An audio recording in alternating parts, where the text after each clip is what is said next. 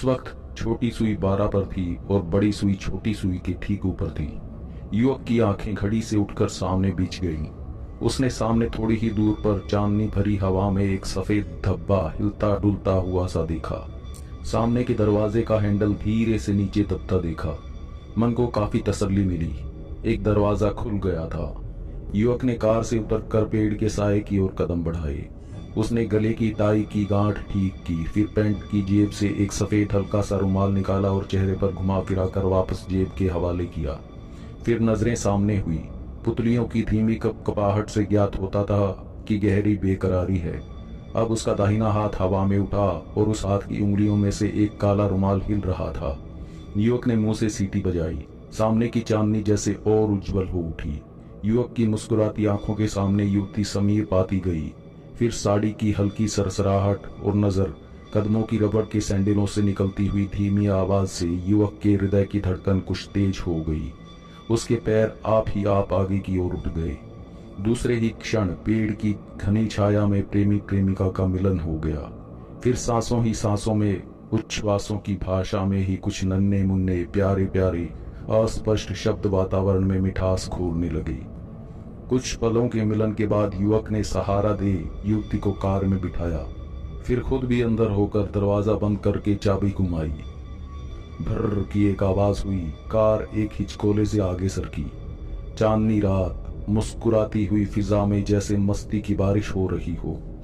निर्जनता और अकेली खुशनुमा कार धीमी हवा की रफ्तार से हमवार सड़क पर दौड़ती जा रही थी।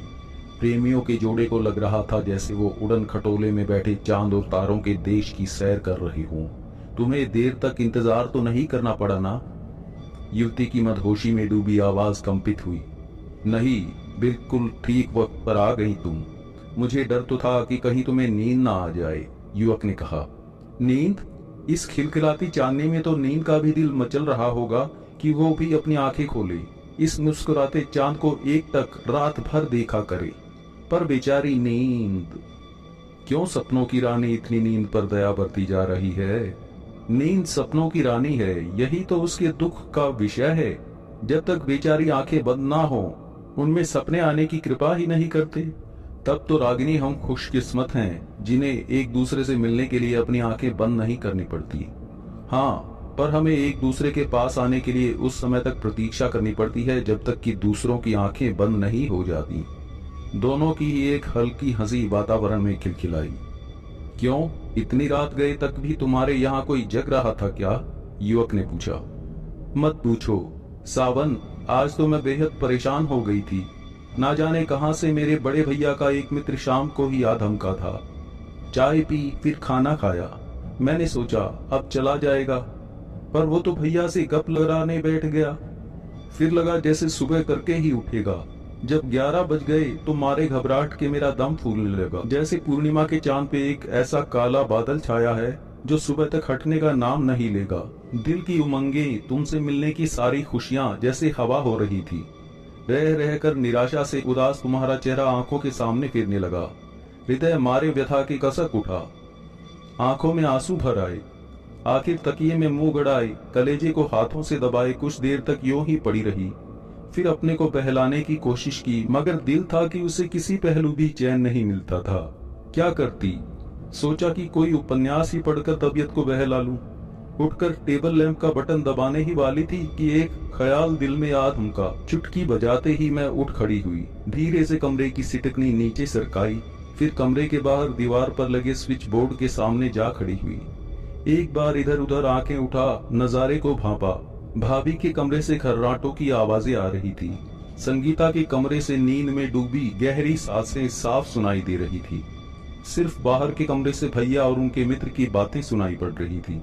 लाइट कटआउट को खींचते वक्त एक बार मेरा हाथ कांपा, पर इस चांदनी रात में तुमसे मिलने की उत्कंठा इतनी ज्यादा थी कि मैं दूसरे ही पल अपने कांपते हाथों पे काबू पा गई। कटआउट के हिलते ही खूब अंधेरा हो गया। भैया के कमरे में उथल पुथल शुरू हो गई। कुर्सियों के इधर उधर हटने की खरखराहट सी हुई। मैं अपने कमरे में आ दरवाजे को उठाकर बेड पर पड़ गई। नौकरानी को मैंने शाम को ही पटा लिया था। आखिर भैया के मित्र के दिमाग में तब जाकर अकल आई कि उसे अपने घर जाना चाहिए। मैंने अपने कमरे से ही सुना। भैया झुंझुलाए हुए स्वर में कह रहे थे, लगता है हमारे यहाँ कोई फॉल्ट हुआ है, वरना और लोगों की लाइटें तो आ रही हैं। अब तो सुबह होने के बाद ही लाइट का हाल देखा जा सकेगा। उसके बाद भैया का मित्र अपने घर के लिए रवाना हुआ। भैया अंदरूनी दरवाजा बंद कर अपने बेडरूम की ओर चले गए। मैं निश्चित थी, क्योंकि गैलरी वाले दरवाजे की सिटिकनी मैंने पहले ही सरका रखी थी। उस रास्ते से मैं चुपचाप नीचे आ गई। तुम कितनी होशियार हो रागिनी, तुम्हारी इस अनोखी सूझ की जितनी भी तारीफ करूं कम है। प्यार सब कुछ सिखा देता है। दिल में चाह होनी चाहिए, फिर तो राह अपने आप निकल आती है। इस लुक छिपाकर चोरी चोरी करने में जो मजा आता है वो भला क्या कम आनंददायक है? सो तो ठीक है, पर एक दिन यही पाबंदियां अगर बेड़िया बन के पैरों को जकड़ दें तो जवानी के आंख मिचोली के इन खेलों का हश्र क्या होगा? हमारे प्यार का खेल हमारी जिंदगी का खेल है रागिनी। हम अपने को किसी हालत में भी पाबंदियों के हवाले नहीं करेंगे। और ये पाबंदियां भी तो तभी तक हैं जब तक हम अपने पैरों पे खड़े नहीं हो जाते। और यदि वो समय आने से पहले ही। ओ रागिनी, आज तुम ये कैसी बातें कर रही हो? क्या आज कोई ऐसी बात हो गई जिससे तुम्हारे दिल में शंकाएं उठ रही हैं? नहीं नहीं सावन, अभी तो कुछ ऐसा नहीं हुआ, पर आज जो मुझे एक कड़वा अनुभव हुआ है उससे मेरा दिल घबरा उठा है। 11 बजे तक जब भैया का मित्र ना हटा तो ये सोचकर कि आज मैं तुमसे ना मिल सकूंगी, मुझे जो छटपटाहट हुई वो अपनी तरह का मेरा पहला अनुभव था। इसके पहले मुझे ऐसे अनुभव का अवसर ही कहाँ मिला था। इसीलिए बार बार ये बात मेरे दिमाग में उठ रही है कि यदि कहीं ऐसा हो गया कि मुझे तुमसे दूर रहने के लिए मजबूर कर दिया गया तो मेरी क्या हालत होगी। बस इतनी सी बात से तुम घबरा गई हो? नहीं रागिनी, तुम्हारे सावन के जीवित रहते ऐसा कभी नहीं हो सकेगा। तुम्हारा सावन अपना सर्वस्व न्योछावर करके भी तुम्हें अपना बनाएगा। तुम अपने सावन पर विश्वास रखो। किसकी हिम्मत है जो तुम्हें तुम्हारे सावन से अलग कर सके? हाँ सावन, तुम्हारे बिना अब मुझसे न रहा जाएगा।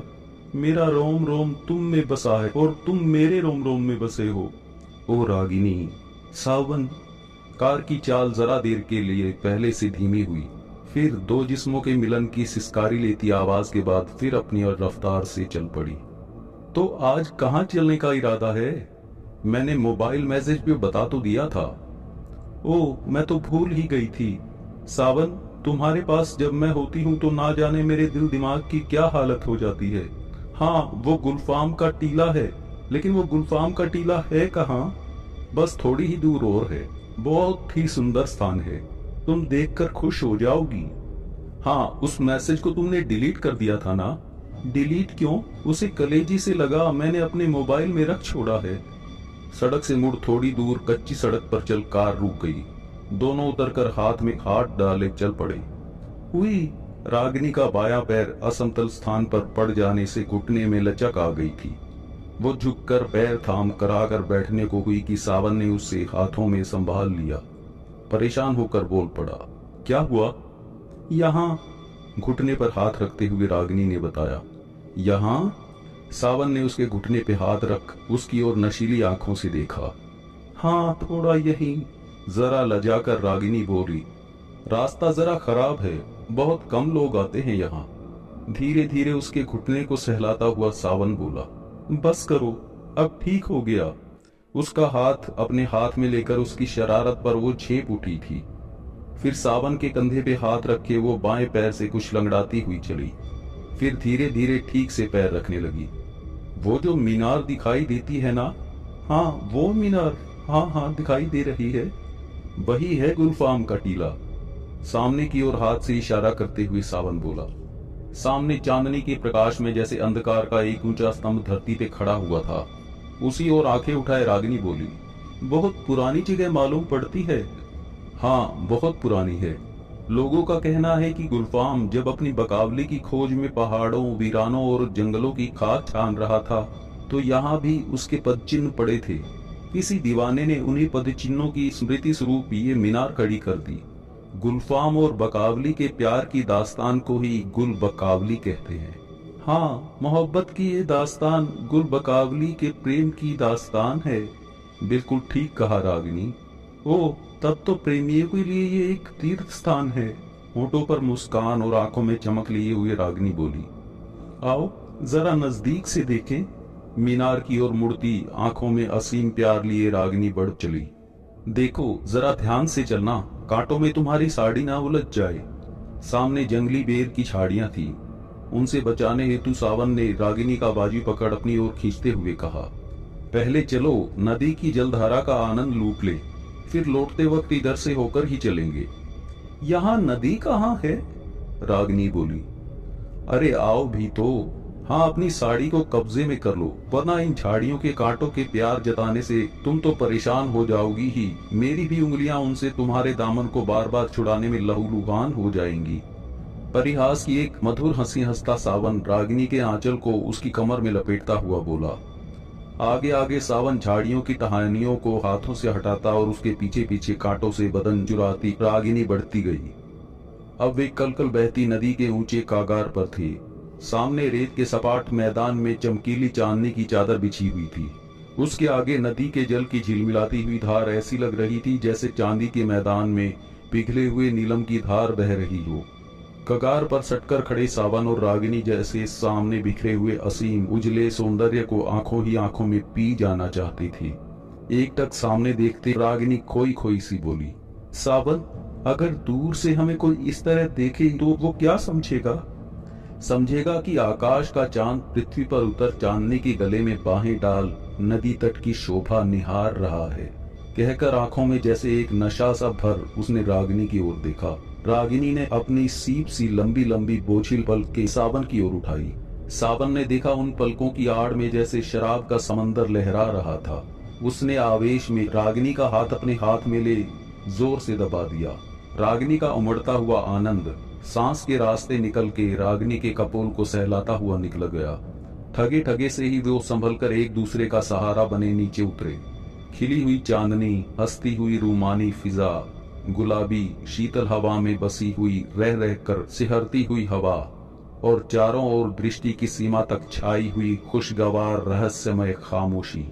नीचे मिट्टी मिली हुई कोमल रेत, ऊपर अमृत की बारिश करता चांद, पीछे गुलबुकावली की प्रेम कहानी का मूर्त रूप गुलफाम का टीला, सामने के रस भरे गीतों को गुनगुनाती बहती जा रही नदिया की धारा।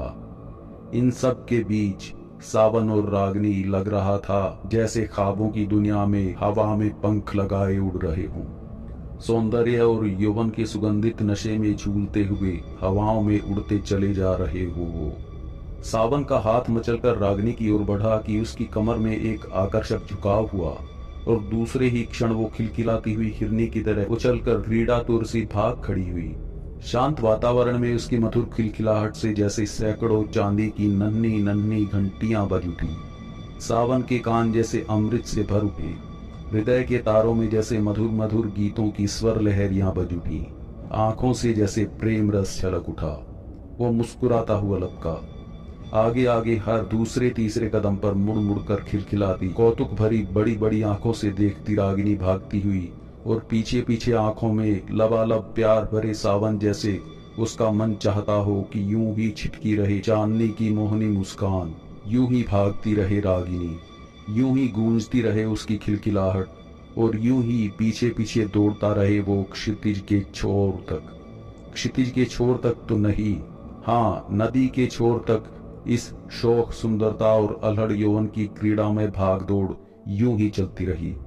कछार के अधभीगे रेत पर थकी हुई रागिनी स्वतंत्रता से दोनों पैर आगे को फैला, दोनों हाथों को पीछे की ओर रेत पर टेक, सिर पीछे की ओर जरा लटका, जोर से हांफती हुई बैठ गई।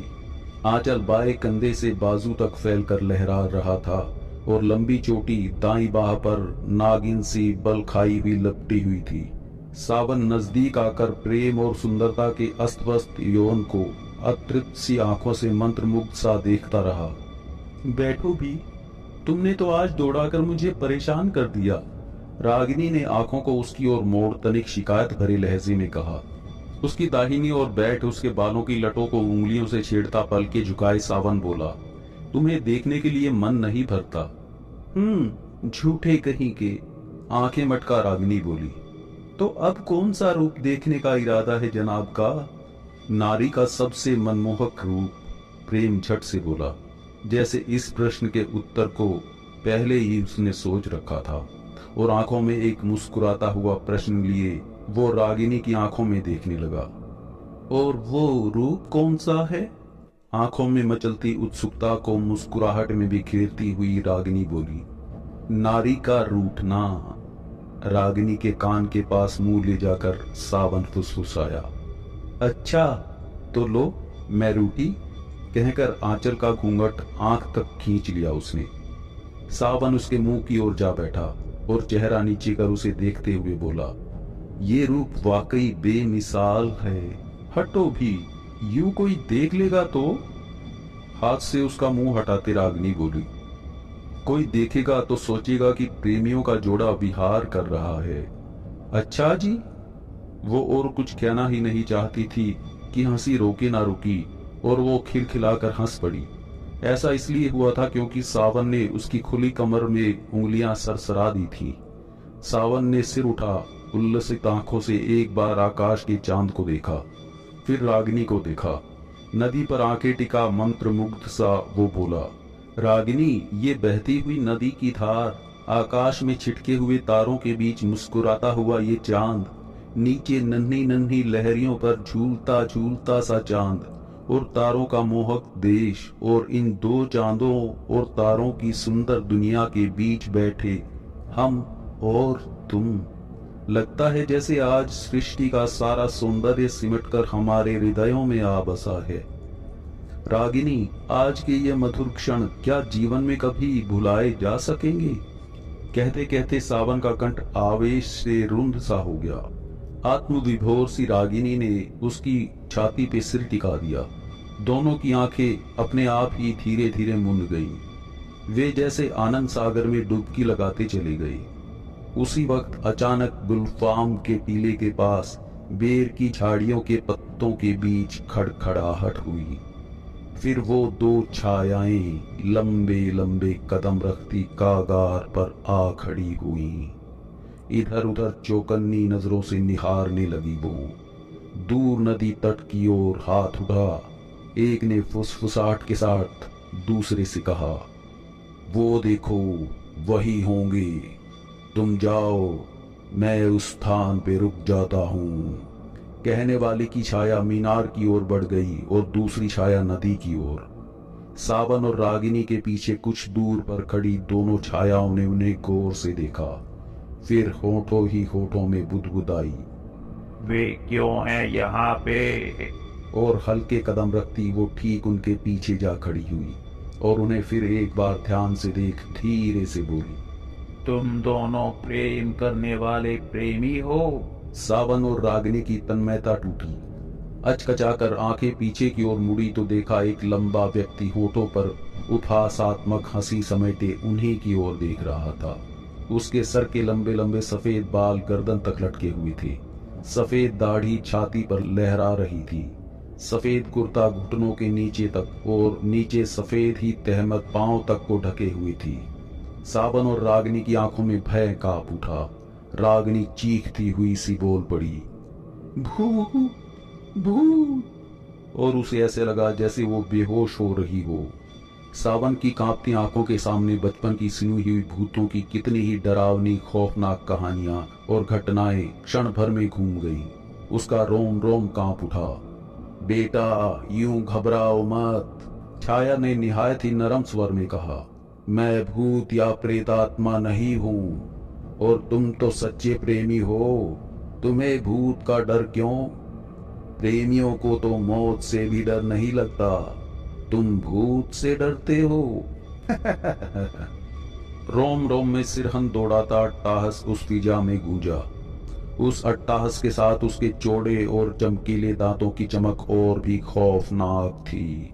इसी के साथ जब उसका अट्टाहस रुका तो मुंह से निकलता हुआ धुआं उसके पूरे चेहरे पर आकर उसे सिरकटे धड़ के रूप में आभासित करने लगा। सावन की डरी सहमी हुई नजर छाया के चेहरे पर से धीरे धीरे हटी। गले के नीचे कई बार थूक सटक कर उसने किसी तरह अस्फुट स्वर में कहा, तुम कौन? कौन हो तुम? हम हमारा नाम तुम्हें कैसे मालूम? सहमी हुई रागिनी को अपने प्रेमी के पीछे खिसकती देख छाया मुस्कुराई। फिर वो बोली, मैं मोहब्बत का फरिश्ता हूँ। दुनिया का कोई प्रेमी मुझसे अनजान नहीं। मैं दुनिया में घूम घूम कर सच्चे प्रेमियों को आशीष देता हूँ। मैं पिछले सप्ताह रोमियो और जूलियट की कब्र पे गया था, फिर यूसुफ और जुलेखा, कल शीरी और फरहाद की मजार की ओर, आज गुलफाम के टीले की सैर को निकला हूँ। मुझे खुशी है कि तुम यहाँ आए हो। आज मेरा मन थोड़ा प्रसन्न है। यहाँ तुम जैसे सुंदर प्रेमियों का जोड़ा मुझे देखने को मिला। सावन और रागिनी, वाह क्या नाम है तुम्हारी। जैसे ईश्वर ने दुनिया में तुम्हें इसीलिए भेजा है कि तुम एक दूसरे को प्यार करो, एक दूसरे के गले में बाहें डाले मोहब्बत की मीठी जिंदगी गुजारो तुम दोनों। डरे हुए सावन और रागिनी को लगा जैसे किसी ने सम्मोहन के बल से उन्हें जीवन दान दे दिया हो। उन्होंने एक दूसरे को मोहब्बत भरी नजरों से देखा और उठ खड़े हुए। आंखों में अपार श्रद्धा और भक्ति भर उन्होंने मोहब्बत के फरिश्ते की ओर देखा। क्यों बेटे, टीले की सैर कर चुके? एक रहस्य भरी दृष्टि उन पर फेंकते हुए उसने कहा। जी अभी तो नहीं, सर झुकाए आदर सूचक स्वर में सावन ने कहा।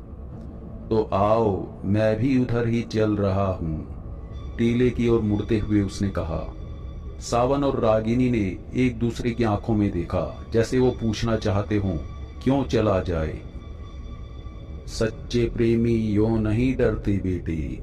उनको यों खड़े खड़े देख उसने मुड़कर कहा, सच्चा प्रेमी यों फूंक फूंक कर पग नहीं उठाता। जरूरत पड़ने पे वो फांसी के फंदे को भी अपनी प्रेयसी की बाहें समझ के गले में डाल लेता है। आओ आओ मेरे साथ। चलते चलते उसने पूछा, तो तुम एक दूसरे को बहुत प्यार करते हो ना? जी हाँ, हम एक दूसरे पे जान देते हैं, सावन ने कहा। तुम लोगों के माँ बाप को मालूम है कि तुम एक दूसरे को इतना प्रेम करते हो? जी नहीं, हम दोनों के सिवाय ये बात किसी को नहीं मालूम। मान लो तुम्हारे माँ बाप को ये बात मालूम हो गई तो तब तो गजब हो जाएगा। हम एक दूसरे से मिल भी नहीं पाएंगे। फिर उसके बाद क्या? फिर ना पूछिए, हम पे क्या गुजरेगी। मैं भी तो सुनूं, क्या गुजरेगी तुम पे? उस वक्त हम एक बात साफ साफ उनसे कह देंगे कि हम एक दूसरे को बहुत प्यार करते हैं, हमारी शादी कर दो, वरना। हाँ कहो, वरना हमारी जिंदगी तबाह हो जाएगी, हम लुट जाएंगे, हम पागल हो जाएंगे, हम आत्महत्या कर लेंगे। आत्महत्या कर लेंगे? जी, सावन ने गले की टाई ढीली कर कहा। लग रहा था जैसे कोई उसका गला घोंट रहा हो। और तुम रागिनी? मैं भी आत्महत्या कर लूंगी। गले से कुछ उतार कर रागिनी बोली, जैसे उसका भी दम घुट रहा हो। आत्महत्या कहकर एक बार मोहब्बत का फरिश्ता जोर से हंसा। उसकी हंसी की गूंज से जैसे वातावरण कंपित हो उठा। उस खौफनाक अट्टाहस से सावन बुरी तरह कपकपाहट से भर उठा था। साए की खौफनाक आवाज दोबारा उभरी। यदि मैं कहूं कि तुम्हारी मोहब्बत को इम्तिहान से गुजरना होगा, तो क्या तुम एक एक करके इम्तिहान से गुजरने को तैयार हो? इम्तिहान? सावन फंसी फंसी आवाज में बुदबुदाया। क्यों, इम्तिहान के नाम से जान सूख गई क्या तुम्हारी? हलक में कांटे पड़ गए? अभी तो सुना भी नहीं कि इम्तिहान किस तरह का देना होगा। किस तरह का? हाँ, तुम्हारा इम्तिहान पहले लेना चाहिए, क्योंकि तुम मर्द हो। संसार के अमर प्रेमियों में मर्द को ही सबसे पहले इम्तिहान से गुजरना पड़ता है। उठो, खड़े हो जाओ, तुम दोनों ही और मेरे पीछे पीछे नदी तट तक चल पड़ो। सावन और रागिनी दोनों को ही लग रहा था कि यदि उन्होंने साये के आदेश का पालन करने में जरा भी विलंब किया तो साया उनकी गर्दन घोंट देगा। उन्हें अब तक उसके लंबे हाथों में लंबे लंबे नाखून भी दिखाई दे गए थे। दोनों उठे, कांपते कदमों से साये के पीछे चलने लगे। कुछ पलों बाद साया नदी के किनारे एक टीले पे जा खड़ा हुआ। उसके जा खड़े होते ही सावन और रागिनी ने देखा कि एक नई मुसीबत यकायक नमूदार होकर सामने आ गई है। वो स्त्री का साया था। वो भी खासी लंबी और खूबसूरत थी। उसके जिस्म पे शहजादियों वाली पोशाक थी। मुझे क्या हुक्म है गुलाम? स्त्री साया पुरुष के साये की बराबरी में जा खड़ा हुआ। इन्हें इम्तिहान से गुजरना है बकावली। पुरुष साये ने कहा, पहले प्रेमी को और फिर प्रेमिका को। प्रेमिका का इम्तिहान तुम लोगी, क्योंकि तुम जानती हो कि किसी स्त्री को मैं हाथ नहीं लगा सकता। ठीक है मेरे गुलफाम। चलो तुम आगे बढ़ो सावन। तुम्हारा इम्तिहान ये है कि तुम उस टीले से नदी में छलांग लगाओ। तुम डूब कर मरोगे नहीं, ये मेरा वादा है। और ये छलांग तुम अपनी प्रेमिका के प्यार के नाम पे लगाओगे। इस बात को भी याद रखो कि अपने इम्तिहान में अगर तुम कामयाब हो गए तो दुनिया की कोई ताकत तुम्हारे प्यार को जुदा नहीं कर सकेगी। मोहब्बत का फरिश्ता हमेशा तुम्हारी राह में आने वाली बाधा से पार लगाने के लिए तैयार मिलेगा। रुककर उसने सावन पर अपनी आंखें जमा कर कहा, चलो कदम बढ़ाओ और इम्तिहान दो। मैं सावन एकदम से कदम पीछे सरकाते हुए मिमी आया। उसके कदम पीछे सरकते ही पुरुष और स्त्री साये दोनों के ही चेहरों के भाव बदल गए। रहम दिली की बजाय क्रोध उनके चेहरे पे नुमाया हो गया। चमकदार आंखों की जगह उनकी पुतलियां जैसे पत्थर की सी हो गई। दांत लंबे और नुकीले नजर आने लगे। हाँ तुम चलो जल्दी बढ़ो, वरना तुम्हें मैं खुद उठाकर नदी में फेंक दूंगा। उसने अंतिम स्वर ऐसे खुरदुरे स्वर में कहे कि मारे भय के सावन के दोनों हाथ झटक से पैंट और जांघों के बीच चले गए। पर जिस तेजी से हाथ गए थे वैसे ही तेजी से जगह छोड़ बैठे थे। उसका क्षणिक प्रयास बेकार गया था, क्योंकि पैंट गीली हो गई और लगातार गीलेपन का क्षेत्र बढ़ता हुआ नीचे तक जा रहा था।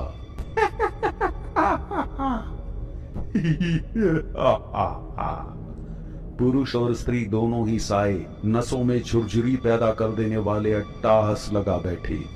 फिर उनका उपहासात्मक स्वर उभरा, यही है तुम्हारी मर्दानगी जिसके दम पे तुम प्यार में जान देने का वादा करते थे। फिर पुरुष की प्रेतात्मा बोली, तुम्हारी तो इम्तिहान के नाम से ही पैंट गीली हो गई बच्चे, जबकि मैं तुम्हारी जान बचाने का वायदा कर चुका था। रुककर उसने खरखराती आवाज में कहा, जाओ दफा हो जाओ यहाँ से, इससे पहले कि पैंट की गंदगी यहाँ की जमीन को नापाक करे। दूर हो जाओ हमारी सरहद से और लौट कर इधर कभी मत आना, कभी भी नहीं। ये जगह सिर्फ उन मोहब्बत करने वालों के लिए है जो सच्ची मोहब्बत करते हैं। तुम्हारी मोहब्बत मोहब्बत नहीं, अय्याशी के लिए उठाया कदम थी। समझ गए? मैं ना आता तो आज की रात इस लड़की को तुम अपनी अय्याशी की भेंट चढ़ा चुके होते। हम गुल बकावली की प्रेतात्माएं हैं, किसी का अहित नहीं करते हम। जाओ, मैं किसी को कोई सजा नहीं देता, सही सलामत चले जाओ। लेकिन मेरा आखिरी कथन सुनते जाओ, तुम्हारी ख्वाहिश कभी पूरी नहीं होगी। इस लड़की को तुम अपनी जीवन संगिनी कभी नहीं बना सकोगी। जाओ, चले जाओ, दूर हो जाओ हमारी नजरों के सामने से। उसके बाद आकाश को गुंजाती हुई वो आकृतियां, वो साए ऊपर उठते चले गए। सावन और रागिनी बुद्ध से बने दोनों सायों को हवा में तैर कर अदृश्य होते देखते रहे। फिर वो पूरी तरह से अदृश्य हो गए। सावन और रागिनी कैसे और क्यों कर कार तक पहुंचे थे, उनसे कोई पूछता तो वो बता ना सकते थे। ऐसे अवसरों पर जबकि चेतन मस्तिष्क कार्य करना बंद कर देता है, तब अचेतन मस्तिष्क अपना काम करता है। संकट में घिरे हर व्यक्ति के साथ यही होता है। रागिनी को उसके घर पर छोड़कर सावन ने अपने फ्लैट की राह ली थी।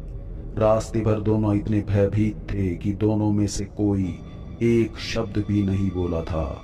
यहाँ तक कि रागिनी जब आवास के सामने रुकी तो वो हाथ हिलाकर सावन को बाय कहने की औपचारिकता भर भी ना निभा सकी थी। वो जब अपने कमरे में पहुंची तो उसे इस बात को ध्यान देने का होश ना था कि उसके वहां की लाइट क्यों जल रही है। उसकी भाभी, बहन और बड़ा भाई तथा विश्वास में ली गई नौकरानी कमरे में हड़बड़ाहट में आए, पर उनकी हड़बड़ाहट चिंता में उस वक्त बदल गई जब भाभी ने औंधे मुंह बिस्तर पर पड़ी रागिनी की बांह पर हाथ रखा। उसका जिस्म बुखार से तप रहा था। आपातकालीन डॉक्टरी सहायता प्राप्त की गई। 2-3 दिन में जाकर रागिनी सामान्य हुई। इसी बीच सावन से कोई संपर्क नहीं साधा गया था। ना तो सावन ने ही उसे फोन किया था और ना रागिनी ने सावन को ही फोन किया था। घर वालों के सामने रागिनी ने रूहों से मुलाकात की सारी दास्तान खोल दी। दास्तान को सुनने समझने के बाद रागिनी के भैया और भाभी, जो उसके गार्जियन भी थे, उन्होंने उसके विवाह की बात चला दी। विवाह की तिथि तय होने वाली थी कि रागिनी ने सावन का नंबर मिलाया। कॉल अटेंड हुई। सावन ने बुझे बुझे से स्वर में कहा, मुबारक हो रागिनी, मैं श्रापित हूँ, मैं तुमसे विवाह नहीं कर सका। सॉरी, मुझे माफ कर देना। तुम हमेशा खुश रहो, मुस्कुराती रहो, परमात्मा का आशीर्वाद सदा तुम पे बना रहे। और उसके बाद सावन ने फोन काट दिया।